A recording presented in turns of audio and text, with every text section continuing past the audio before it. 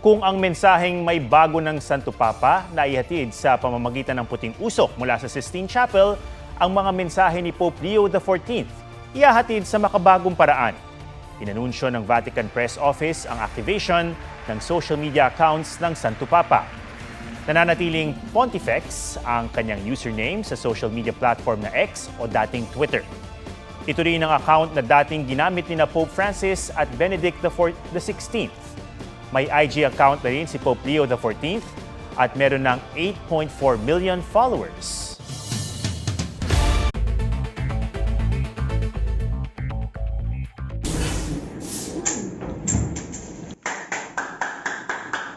Toscoin isinagawa ng dalawang kandidato na nagtay sa number 1 spot sa pagkakonsehal sa Solano, Nueva Vizcaya. Parehong nakakuha ng 13,451 votes sina Thomas Dave Santos at Clifford Taito. Sa ilalim ng Omnibus Election Code, pinapayagan ng toss coin o draw lots kapag may nagtay ng mga kandidato. Mahalaga na matukoy ang numero 1 sa pagkakonsehal dahil sa ilalim ng Local Government Code. Ang highest ranking sanggunian member ang maaring humalili sakaling hindi magampanan ng gobernador, vice governor, mayor at vice mayor ang kanilang mga tungkulin. Si Santos ang pinalad sa toss coin.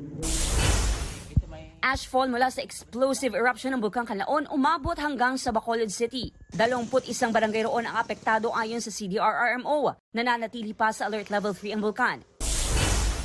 Transmission charge ng NGCP sa billing period nitong Abril bumaba na mahigitpiso at 9 sentimo. Kaya asahang bababa ang singil sa kuryente ngayong buwan. Ayon sa NGCP, nagpababa sa transmission charge ang mas mababang transmission billing at ancillary service rate.